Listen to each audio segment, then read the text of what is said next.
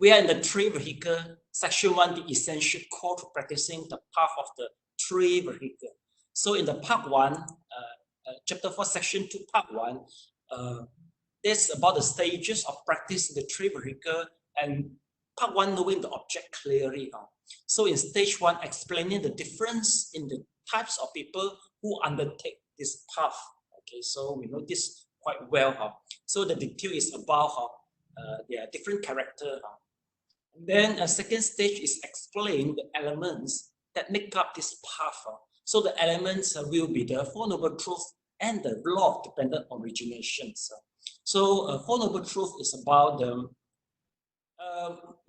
causes and result in the Four Noble Truth is causes and result in the mundane world. There's truth of suffering, accumulation of suffering, cessation of the suffering, and within the cessation of suffering, they will talk about the dependent origination. This is where are we? I think we expect we might be able to finish the dependent originations. Then we will go to the cessation of the suffering, which is the nibbana today. Okay, so now let's go back to our textbook, please. So in textbook, let's check where are we.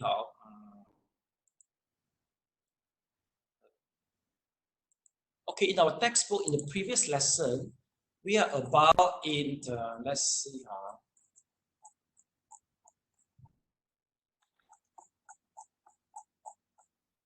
We are in the verses number 77. Okay, in the verse number 77, originating in consciousness, there is a name and form. From this come the six sense organs. The meeting of our faculties and objects forms contact. From context comes sensations. Through sensation arises desire. Increasing desire becomes clinging. Therefore, they accumulate to form existent in the future, and birth, aging, and death of follow. Take a look. Actually, the verses is a very good conclusion, and it's a gist too for the whole paragraph. Meaning to say that the author is so good and so expert in writing the verses. Basically, the verses is a translation from the Chinese poet. If in order to write the Chinese poet, they have to take good care with the phonetic in the last words. In order to make it beautiful, the last words must be with the same phonetic. I don't know how to call it. Like BM, you have to be mana sana. Yeah, you see, so I mean, in the poem, the last word with all the na, it sounds beautiful. It's same in the Mandarin, you see. In order to make the poet, Buddhism, the poet, you have to take care of the meaning of the words, but you have to choose the right words with the right pronunciation. That is the really you must be expert enough to take care of the whole thing.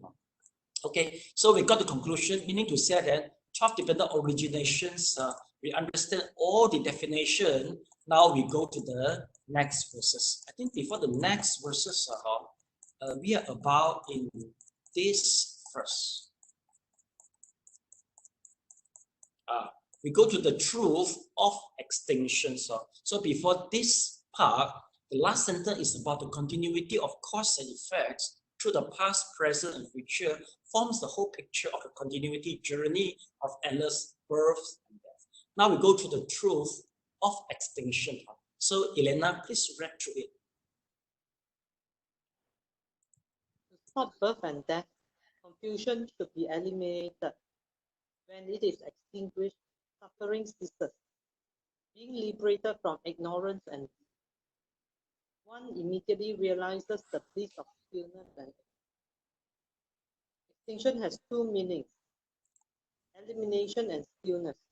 Only after the root of suffering is eliminated can one be liberated from the suffering of birth and death and realize the bliss of stillness and extinction. The object to be eliminated is the endless suffering of sentient beings in the cycle of birth and death. To elevate the suffering from birth and death, the Buddha Dharma does not emphasize improving the external world. Because the improvement of external things does not ultimately solve the problem. The Buddha Dharma also does not concentrate effort on the physical body, the way some non-Buddhists cultivate an essence and pursue longevity. Because when there is birth, there will be death. Longevity, example Taoism, and external life are just delusion. Although the retribution of suffering caused by karmic force, the real problem is affliction. As long as affliction exists, there will trigger a neutral karma. If the afflictions are eliminated, though there may be infinite karmic seeds, they will wither and lose their effectiveness.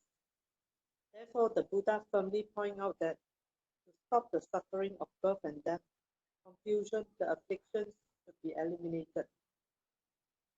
If confusion is eliminated, one will not create more karma, and all past karma will wither.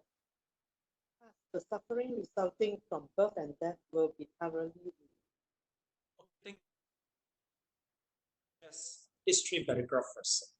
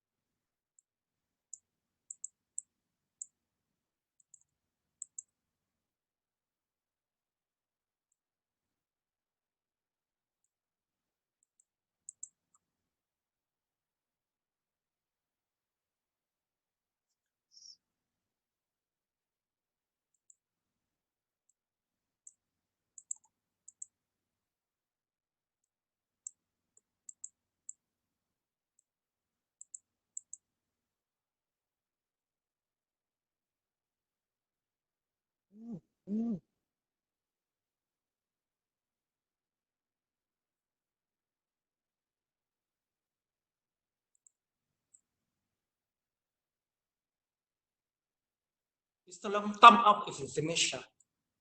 Okay, finish so soon. Can you move to the little? Yeah, sure. Elena, slow a little bit. Okay. No. Some more. Okay. Almost to the last few lines.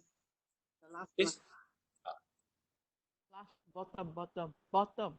Okay. Bottom. Yeah. One more. Okay. Oh, sorry to mention that actually we are in the cessation of suffering. So meaning to say that we are talking about Nibbana. Okay. Well, Nibbana is the topic which is most difficult to be discussed and elaborate. The reason is none of us experienced Nibbana before. Am I right? That is the most difficult part to tell, right? Okay. And yet, sometimes we have to tell the dead, the relative of dead, that, oh, we should bless them to Nibbana. And yet, we don't know what is the Nibbana, and we can't tell where is the Nibbana. That is the reason why, if let's say I have to be lecture in the funeral ceremony, I prefer use Western Pure Land. Well, because Western Pure Land, there is a place, and we can elaborate and we can describe the goodness of the place. So if we invincible and we can console the relative, and then there won't be any set some more. See, but Nibbana, even though you and I we learn Buddhism for quite a long time, we can hardly tell people how Nibbana is. Okay, so that is the point. But anyway, basically even okay. Well, if let's say we have to understand something we have never experienced before, is there any skills or technique we can try to apply, and yet we still can have confidence? Any suggestion from Sally? No idea, Very direct, no idea. Maybe your brain just about the curry only. Okay, okay. Elena, any skills you can recommend? Also don't know, no idea. How about Mr. Leong? I think Mr. Leong has a lot of idea. A lot of idea. Wait, I on the mic for you. Yeah, please speak up. I did not catch your question. Oh, my question is that since we haven't experienced Nibbana before, so how do we explain to people and convince the people that the existence of Nibbana? Actually, Nirvana, we cannot what you call explain or explain it or experience it until our parinirvana. But yes, because why it is the very can be described or tell story about Nibbana. Yeah, cannot, no storytelling, no fabrication. No, cannot add in some more the story. Okay, all right, okay. So I get your point. Yes. Okay. Anything further? No. Okay. Well, if let's say basically once we learn the Buddhism, there is a few ways we raise up our confidence over the Nibbana. Since everything is in the text, is in the wording, we know that the wordings pointing something is very abstract and we haven't experienced. But first of all, we have the confidence because it's Buddha saying. This is the first way. Meaning to say that we are confident over Buddhism scripture. Because the scripture is the Buddha saying, we have confidence over the Buddha, so we believe it. So this is the first way. This is quite generic and quite popular way. This is a very popular and this is a good way so that the Buddhists can build up the confidence. Okay, because without confidence, you no way to start. Okay, we have to let them have the confidence. Okay, so maybe sometimes people will think, oh, it seems like the faith is a blind faith. But for most of the people, it is enough already. Oh, they got the faith, they believe there is the faith there already. This is where they're getting started. Second, okay, from deduction.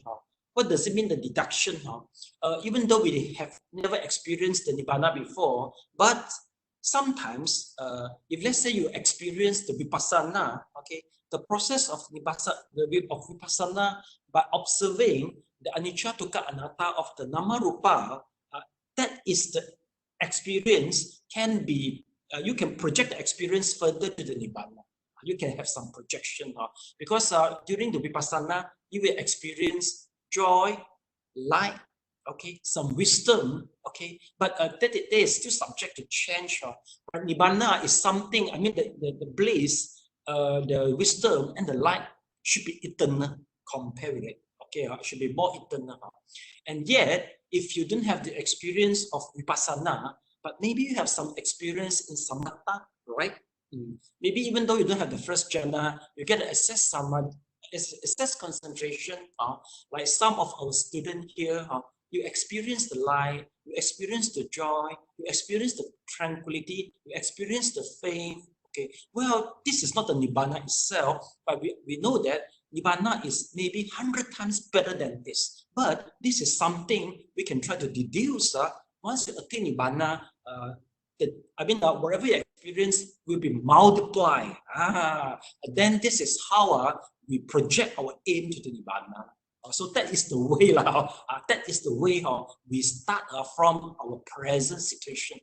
Okay, basically, if let's say this is two way, and some maybe from the text itself, the text explanation, and you try to imagine it. Okay, that's the reason why in the Visuddhimagga there is a recollection of the Nibbana. Of course, there will be the conceptual truth, there will be the conventional truth, but not ultimate truth. Because none experience Nibbana. How can you recollect the merit of Nibbana, right? So that is the way we try to understand. But sometimes, in order to make things easier, the bliss of the Nibbana, we have to use the deduction.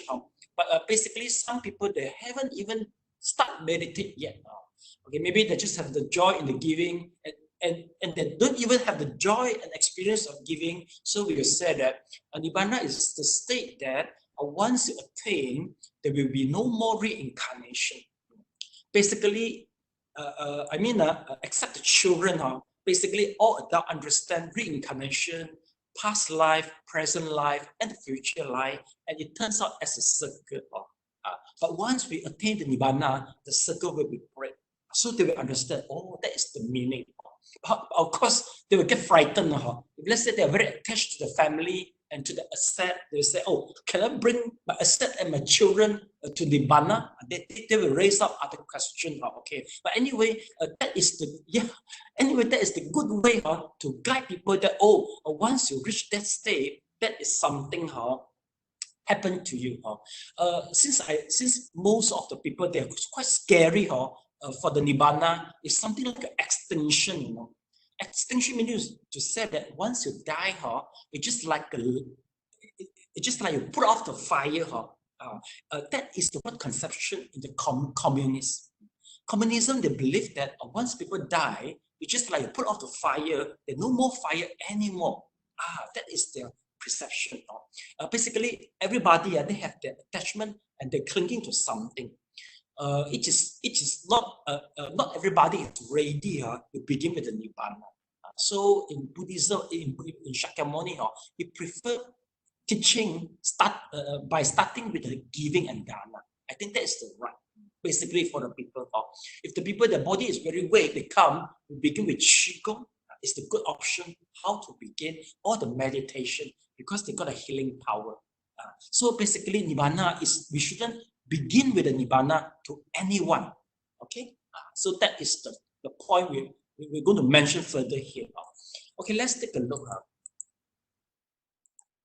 Okay, so here, still repeat, they said that in Buddhism, we don't emphasize improve the external world. And also, we don't want to enhance the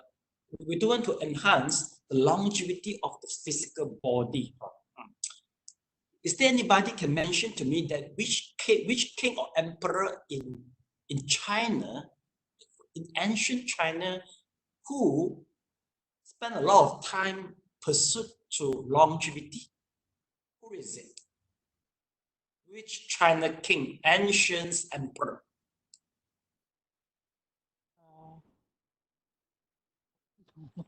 You try to recall from the TV drama series, am I right? It seems like you watch from TV drama series, am I right? I think this is good. Okay, you try to recall. Yes, there's a very famous emperor. He killed all the scholars before, right? And he is the first king to unite all the provinces at that time. Remember who is he? Yes, Emperor Cheng Chun-Chi Wang. It is about, I think, maybe 300 years before Christ. It's very early. 300 years above Christ, 200 to 300 years above Christ. Meaning to say that at that time, what happened in India, there should be the splitting of our school. Because Buddha Bari Nibbana is 545 before Christ, all right? So after 200 years, the splitting of the school is in the process from 20 to 100. So at that time, we are developing in this I mean, Buddhism developed in this stage, but in China, it's the Qing emperor tried to reunite the whole country, the whole provinces, and he standardized the measurement of, they standardized the currency and standardized the measurement of the width. So actually, Emperor Qing, sometimes people praise him a lot also. So, but he is the one who requests for longevity. What is the sources he resort to? That is the Taoism. The Taoism. They ask the Taoism, how can they prolong the longevity? Yes, Taoism does some recommendation. Okay, for the perception of the Taoism, you can produce the medicine of longevity externally and internally. Remember, I showed you the diagram. Externally, they're using a pot, a Chinese pot.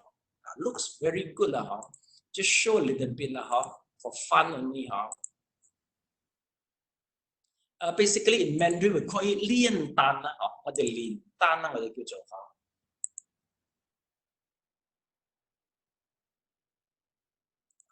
Then this is the tan, per tan.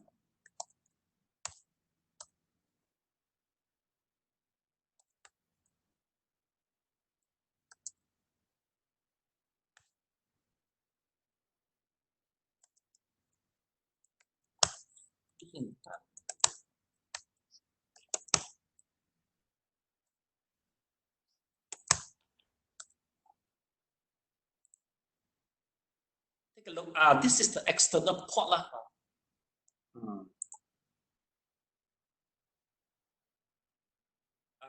Basically, usually the TV drama series will link this with the Tai Xiong Lo Guan, right? Tai Xiong Lo Guan produce the longevity medicine by using this external pot. But anyway, in Taoism, they will produce the longevity, but the medicine by using the whole own body as a pot. Yes, meaning to say that you are using your abdomen part, the Navy chakra, to produce longevity medicine. Why? Because the energy, once you ignite the energy in the Navy chakra, they will develop something, how to say, like a nimitta there. And once it is well developed, you can guide the energy from the Navy chakra to the heart chakra and to the crown chakra, and from here we can unite together. We can unite with the heaven, and the union with the heaven is so-called longevity. Basically, I think Emperor Qing look for the wrong way. He look for the external medicine. Instead, if he come across the right person in Taoism, they will teach them the method to produce the medicine by meditation. That will be more proper way. But since the mindset is quite popular in Chinese, so one day you have to tell them. And usually there are also some figure involved. Okay, there will be eight people involved in this type of a longevity. Who can you relink? Also quite strongly related with the dharma silly. 8 people will be involved. Who are they? 有冇聽過八仙過海啊？ You see or not? Actually, 八仙 is real existence. Maybe you don't realize. Because this is a Chinese culture. We used to it. But maybe I think you all are more familiar with Western culture. You see how.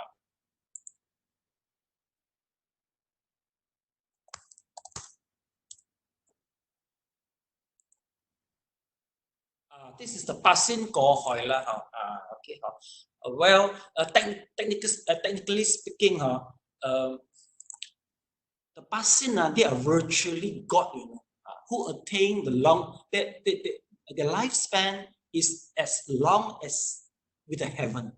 八仙, the attainment according to Taoism. That is the reason why some ghosts they prefer disguise and use their name as one of the Pasin for marketing purpose. Pasin is very strong and very famous.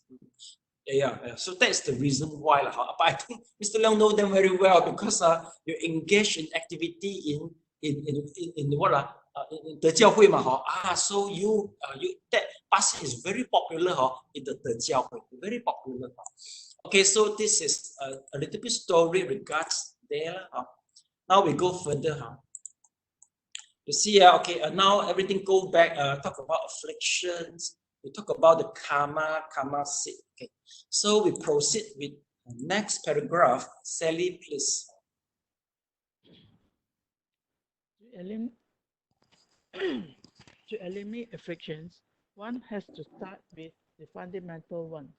This is like chopping down a big tree. Cutting only the branches and leaves will not achieve the goal. If the roots of the tree are cut, even though it grows leaves temporarily, it will ultimately die. The roots of affliction is of course ignorance, which is the primary lack of comprehension of non-existence of self, and also the desire to attach to objects. On the one hand, ignorance hinders the development of one's wisdom, and on the other, it prevents one from practicing properly.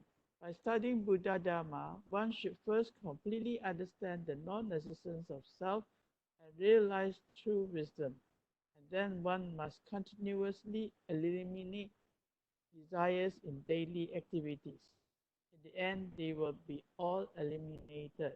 The sutras say, those who depart from greedy desires will have their minds liberated, while those who depart from ignorance will have their wisdom liberated.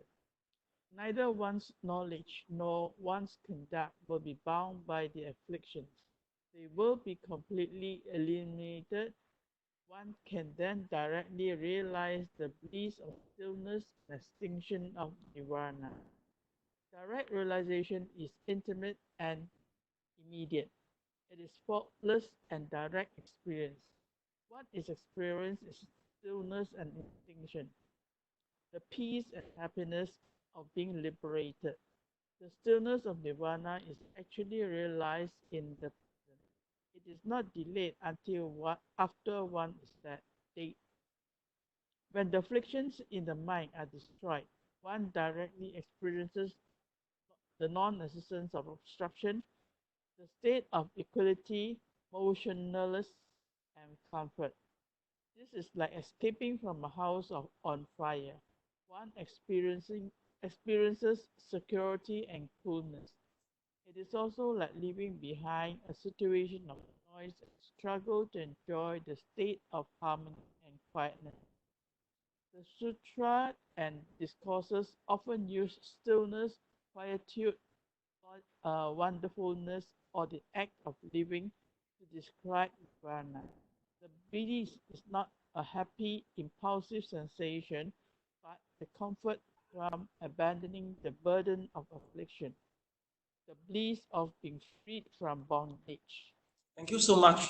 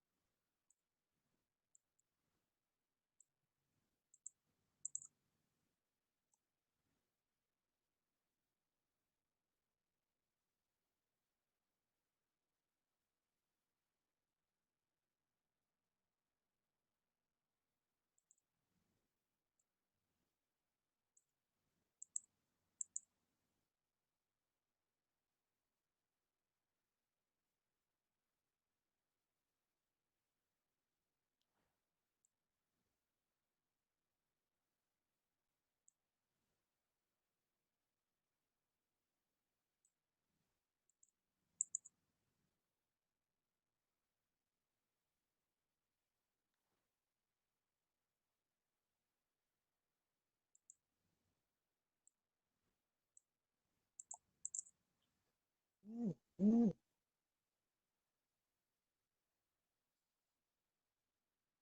Move up a little bit. Up. Yeah. No. No, Bottom. move down. Okay, move down. Okay. Yes, thank you. Okay.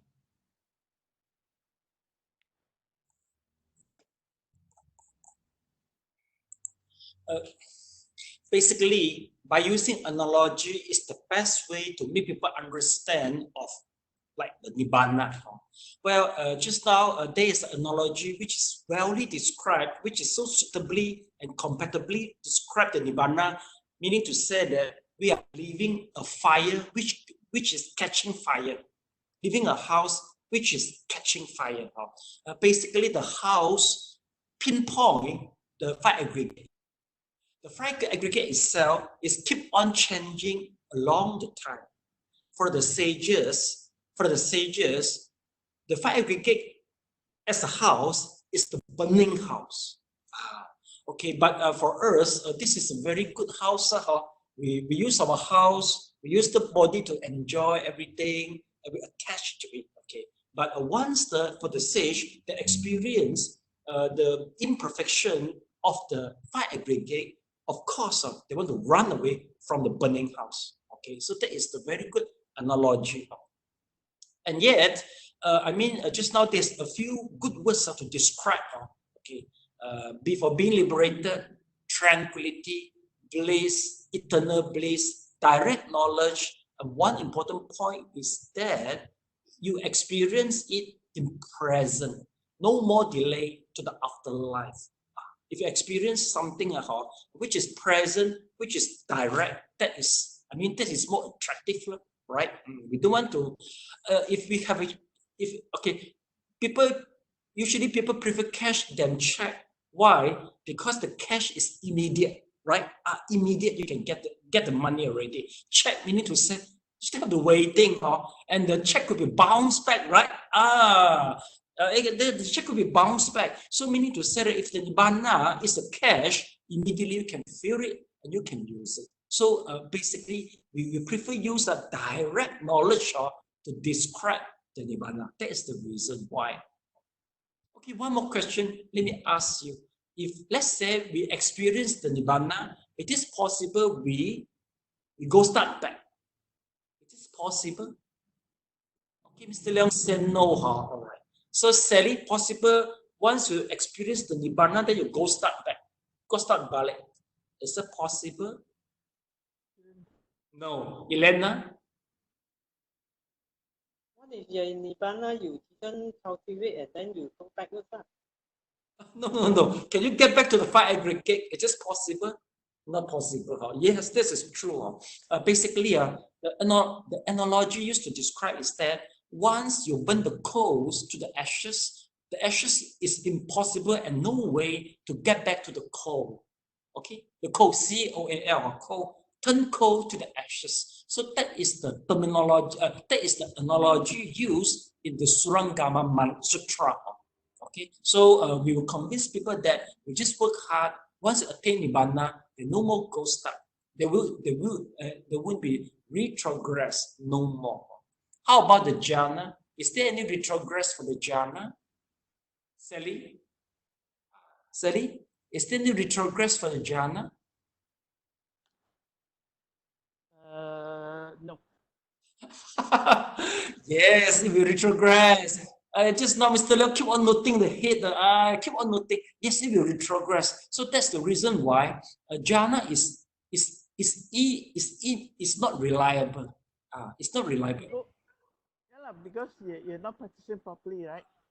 It also can down, but once you attain nibbana, it won't down anymore. You won't reincarnate anymore. Yes, Mr. Leong, you have a question? Yes. On the mic for you first. Yeah, please. Once the house is burned, we do not have any more body. That means we are selfless. So when you reach Nirvana, you cannot come back to the house or the body. Good. So he further using the analogy for storytelling. Well, even though it is a fabrication, but it's very logical. It's very logically explained. Very good, very good. So we can make people understand better. So you just write down the notes. One day, if you wish to share it with somebody, you just use the firing house to explain the Nibbana or to convince people. But not during the film, but still not the funeral ceremony. Funeral ceremony, better use the Western Pure Land. The people know more to hear the storytelling and the fabrication of the house. Yes, Sally, anything, Sally? Not firing house, it's burning house. Burning house, okay, thank you so much. Burning house, I fabricate my own English. Okay, this is my English. Okay, thank you so much. Okay, let's go. Let's keep on check. See any points we miss out. You see, now take a look. Direct realization. Okay, faultless, peace, happiness. That's all the keywords. House on the fire. All right. That is the words. You see, stillness, quietude, wonderfulness, act of living to describe the Nibbana or free from bondage. You see, all is the good words to. Which is so accurately described the Nibbana. Okay, class, can you please check me one reference? Yeah, the reference number 16. Can you check for me? SA 26 T2. Okay, SA 26. Samyutta Nikaya lah, right? S SA. Okay, it's a Samyutta Nikaya. Okay, class, this is it's very famous, phrases in Nikaya. See, take a look. Those who depart from greedy desire will have their mind liberated, and those who depart from ignorance will have their freedom liberated. This is very famous phrases in Nikaya. So you can use it to describe to somebody. That is the reason why sometimes if you ask the Buddhists, what is the Nibbana, they say, for being liberated from greedy, anger, stupidity is the Nibbana. Some they will explain in this way. The reason is because of these phrases. Okay, Elaine, got it? Got it? That is the Samyutta Nikaya. So now you see. You see, the cessation of the truth is so short because no much thing can tell about regards to Nibbana. Okay. One thing maybe I have to really share you all. Is Western Pure Land equivalent to the Nibbana? In your present mindset, is Western Pure Land equivalent to Nibbana? It is different. Please put up your hand. It's different. No comment. Put up your hand. No comment. You don't know. Yeah. No comment. Please put up your hand. You ever been there? You don't know. So meaning to say don't know lah. Don't know. Okay. So Elena also don't know. Cannot comment. No comment. Mr. Leong, what is your opinion? Oh, they are freezing already. Miss. Both of them are freeze. They are freezing and they are freezing. So both of them already. We have to wait. They are unfreezed already. All right. Okay. Okay. Let me. Both equivalent. Western Pure Land and Nibbana. No, it's not equivalent. But the place is peaceful, very beautiful. But then because Nirvana is a one-way journey where you don't reincarnated or rebirth. But in our East, you are still learning and cultivating the Dharma as a Bodhisattva to achieve Arahantship or Buddhaship. Yeah, that's true lah. So it seems that maybe Western Pure Land just like a stop only. And if you go further, you will go to Nibbana. But of course, Nibbana, there's two different Nibbana. One is experienced by the Sravaka, Arahant. One is experienced by the Buddha. Okay, there's two different Nibbana. The Nibbana of Buddha is more complete and more depth and more deeper, and more deep and more profound, there's something we say lah. But anyway, both nibbana work same. They work. They will eliminate. They will totally eradicate all the defilement and ends the reincarnation. There's both are same lah. But just the Buddha. I mean, the Buddha one is more profound. Okay. So that's the difference. Okay. But anyway, if let's say nowadays there is so many meditative method which is available in the market,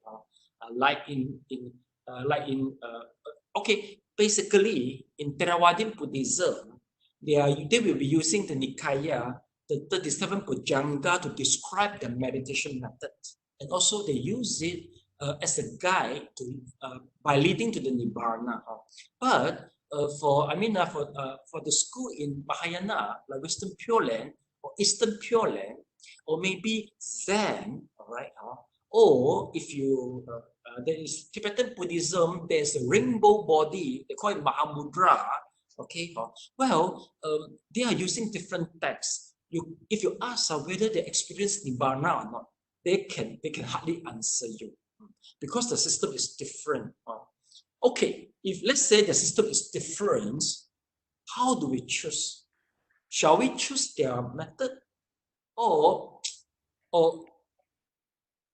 how do we choose? If you have the opportunity, will you try out the method if they can't explain to you whether there's Nibbana or not?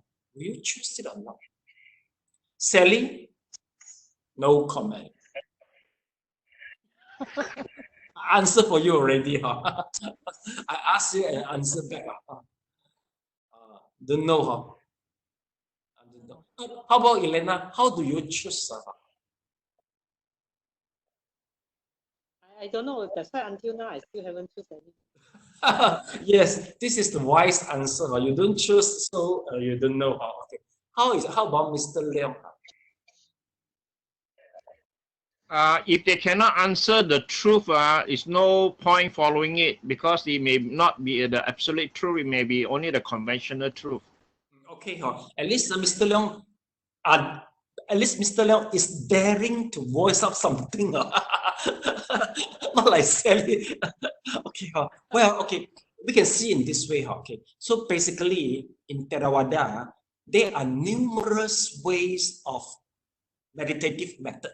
Okay, every method claiming that Nibbana attainment, but some is very shallow, some are very profound. Okay, we can say so because not is inherited from Shakyamuni Buddha. Not exactly. Some maybe they create by themselves, but they are using 37 Bhujanga to label it and name it. So you can see there's numerous methods of the meditation skill which is available in the Theravada. Okay, well, but basically there's one common point is the eradication of the 5 hindrances. Meaning to say that it is hard to prove that okay, my method can lead you to Nibbana, but at least I can feel that by practicing of your method, I will feel the subside of the 5 hindrances. Meaning to say that I don't easily angry and less greedy. I think that is the most basic thing. Once you use the method, you will feel the calm. You can feel the peace. It's the same for the Western Pure Land, for the Zen, for the Tibetan Buddhism. Basically, all the method should lead you to the subside of the 5 hindrances. That is the most basic thing. But finally, where do they lead you to? We can hardly say that they are ineffective. The reason is, for example, in the Zen school, okay, Liu Zhuhui, the 6 patriarch have attained, and he is able to attain undecayable body, and the undecayable body is still visible in China, Guangzhou. This is where is the body.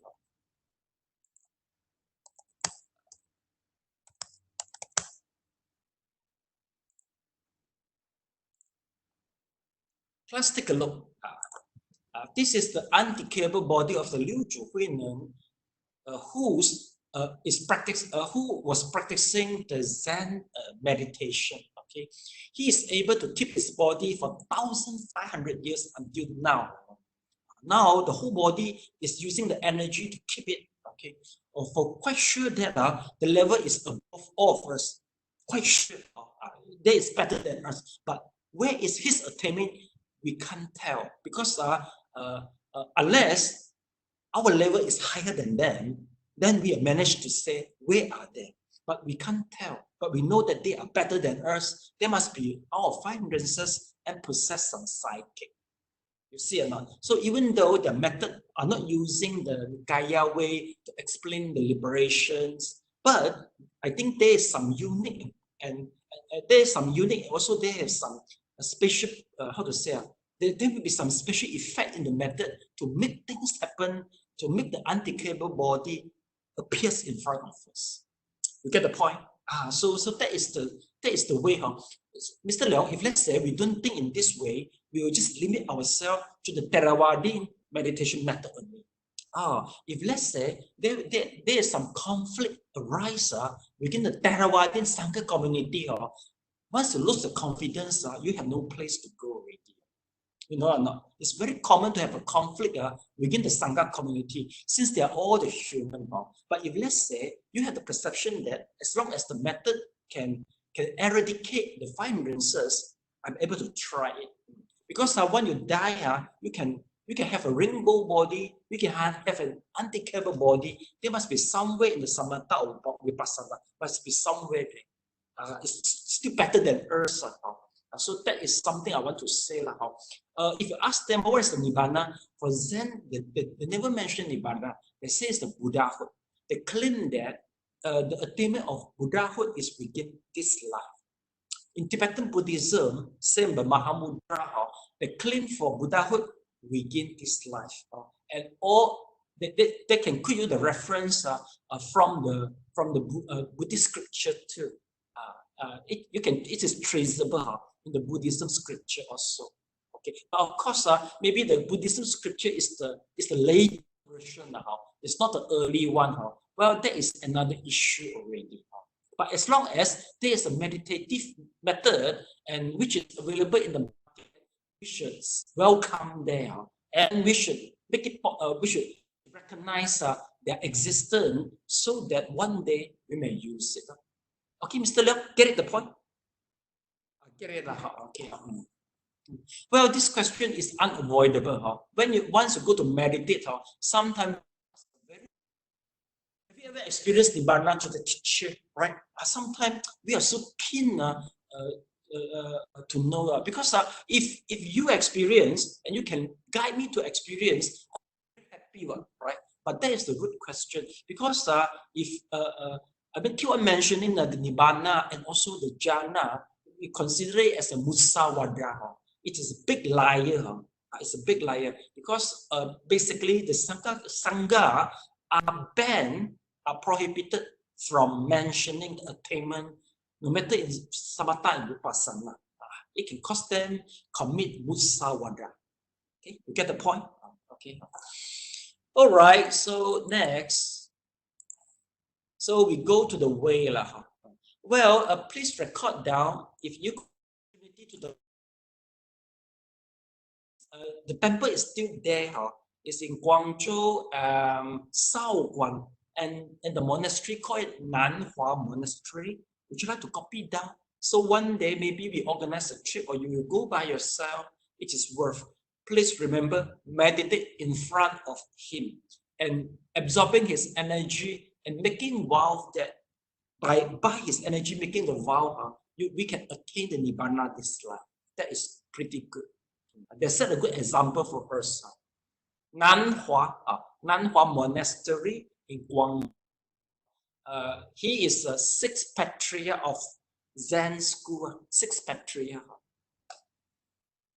Hey, Elena, go to travel the temple with uncapable body lah. Don't always go to what Aurora. Or go to see the zebra or lion in Africa. Better go to see the uncapable body lah. Elena, you prefer see the lion and the tiger rather than then the Bodhisattva, right? Like on the mic to you. Yes. Yeah. When I study Buddhism, I will never go to this temple with an undecayable body. Look, You die already, happy lah, burn lah, throw into the sea, doesn't matter.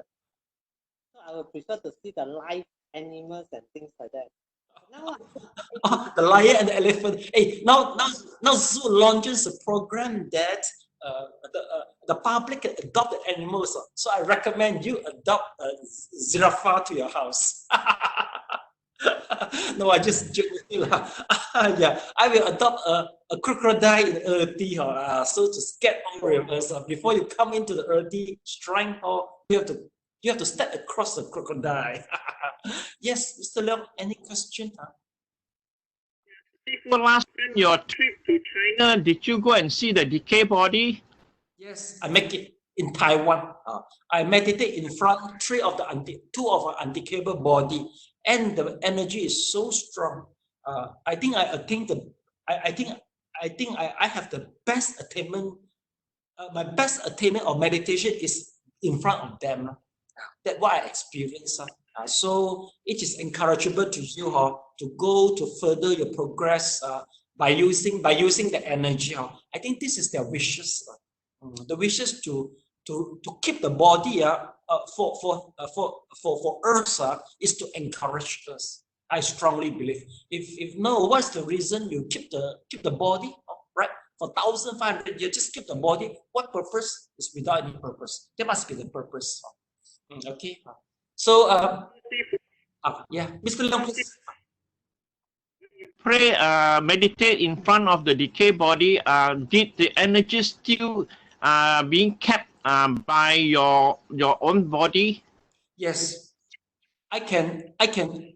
So it is so obvious that the energies radiate from the undecayable body to us, and it will boost up our meditative status. Yes, that is true. Quite clear. So the undecayed, you can bluff. You can't bluff people because we can sense the energy.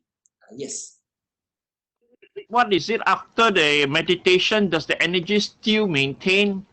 Yes. I think the energy is last longing is. I think the energy, it will never lapse in the undecayable body. It will never lapse.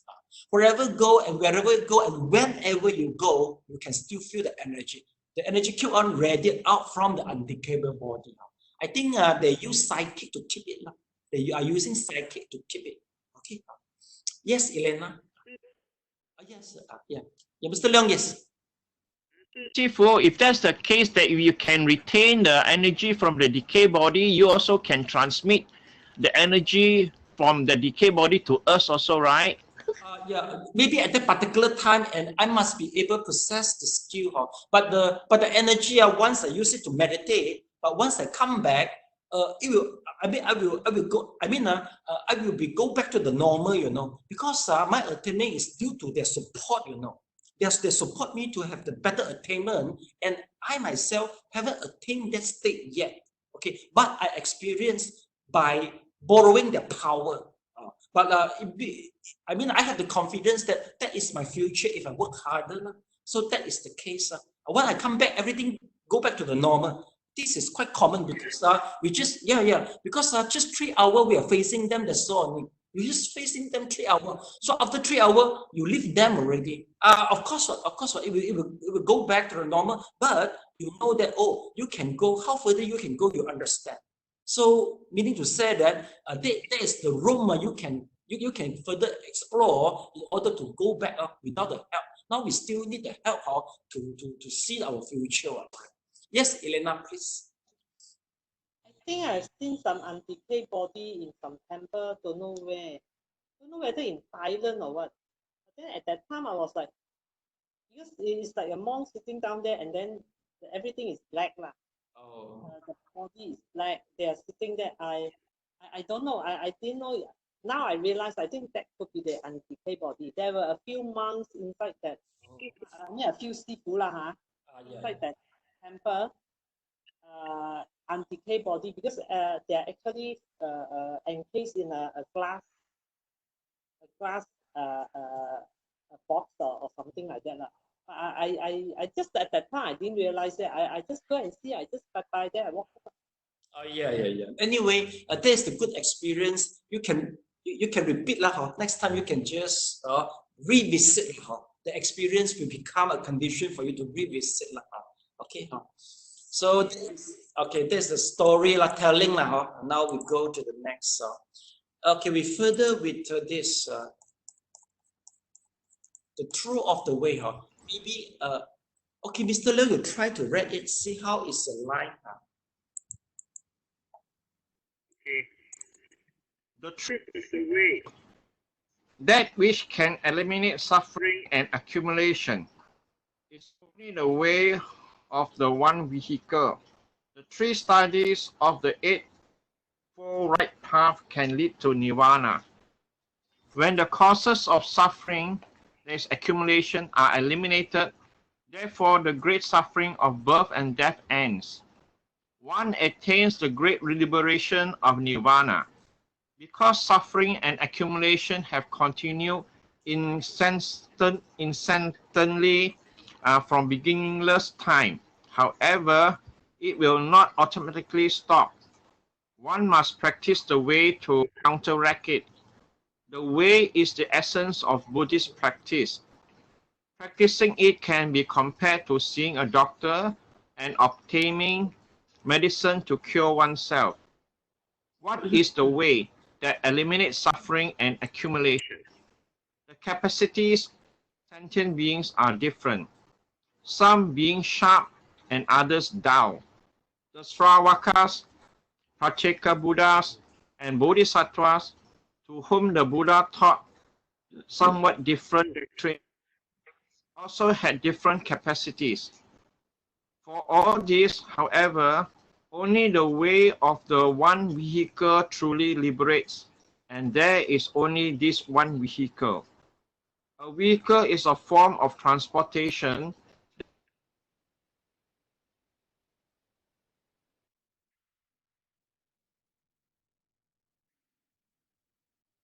They are freezing again, Elena, right? Taught ultimate liberation. Similarly, a way is a course along which one has to travel to reach a destination. So, the method of practice is called a way. We know that all sentient beings have the same birth and death, and the root of birth and death is the same confusion. The substance and nature of suffering and accumulation are everywhere the same. So, how can the doctrine of liberation from birth and death be different? This is why in the Agama Sutra, the Buddha clearly spoke of the one vehicle dharma, that is, the one way to leave birth and death and of ascending to the same seat of liberation. Thank you so much.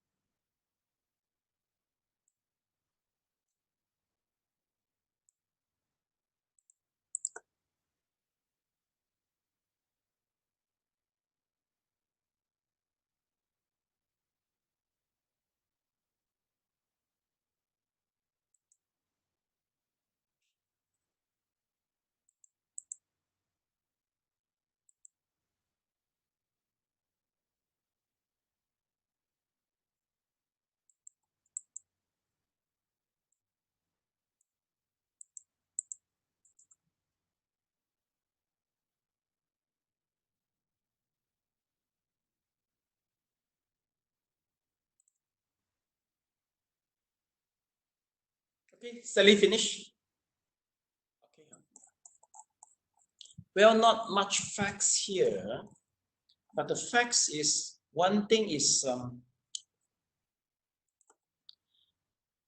this is the only introductions to show that there is the way to there's the way to leading us to nibbana. Okay, and there's one analogy which is being used that we are going to look for a doctor. Okay, and the doctor prescribe the medicine. The way itself is the medicine, and by following the way, we are taking the medicine. So this is very common idea. Can I hear? Can I hear? Sally, do you hear me? Sally, here. Mr. Leong, can you hear me?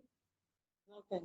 Oh, now can. Oh, yes. Okay. Meaning to say that the way it's just like Shakyamuni reveal the way for nibbana. It's just like a doctor prescribed the medicine for a person. So that is the way. That's the point for this paragraph. I have a heavy thunderstorm here. How about your place? Said thunderstorm? No thunderstorm. Oh, yeah. There will be heavy. There will be a heavy downpour here. I think later after 5 to 10 minutes. Okay. And here, let's take a look. It's mentioned about one vehicle. There's only one vehicle. So there's only one way.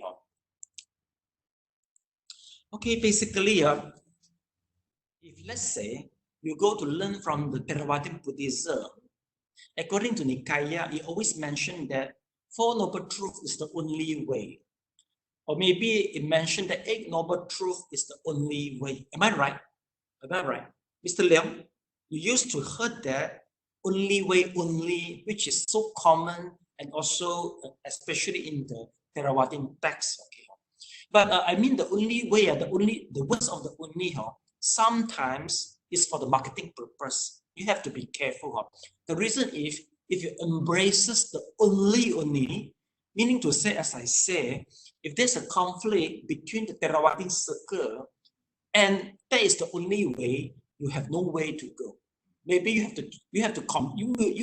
will convert to other religions due to the conflict within the Sangha community. So basically, only is not the good. For example, I think maybe it's the Christian, Muslim, Islam, and also the Jewish. They all also embraces that God have only one messenger. Okay, we only recognize for Christian, they only recognize the messenger, which is the Jesus, and Muslim they only recognize one messenger only, which is Nabi Muhammad, and what are the Jew and the Jews only recognizes the Moses only. So that why they fight to each other, because there's the only one person they recognize, and they fight to each other just to maintain the only. You see or not? So sometimes must be very careful. Only can bring you to a dead group. Do you agree or not? Because only one, no other choice. In order to maintain the only, you have to just the rest of the only, all are your enemy in the simple way. So have to be careful. So sometimes in Theravada, if you are the devotee in Theravada from a very orthodox, a very traditional temple, they used to teach you that this is the only way, it's the Buddha only way, and the rest, they are not the Buddha way. So they want to tap you into one cage, and you can run away once you believe them. So meaning to say that you will limit yourself in one way, then you can't see how wide the sky outside. Externally, you don't know how wide the sky outside. So be careful with the word of the only. Sometimes we use it for marketing purpose. It is common in the text. Okay, next we continue. I think Mr. Leong wants to say something. Yes, any question, Mr. Leong? Okay, let me on the mic for you. Yes, please. For on number 3, the 3 studies. What are these 3 studies? Again, Not clear? Verse 29, number 3. Line number 3. The three studies. What are these three studies? What? Three study. Elena, you know where is it? Three study. Page 139. Page 139. 139. Okay. The second last line. Go up. No. Up. Yeah. The truth. Yeah. The truth.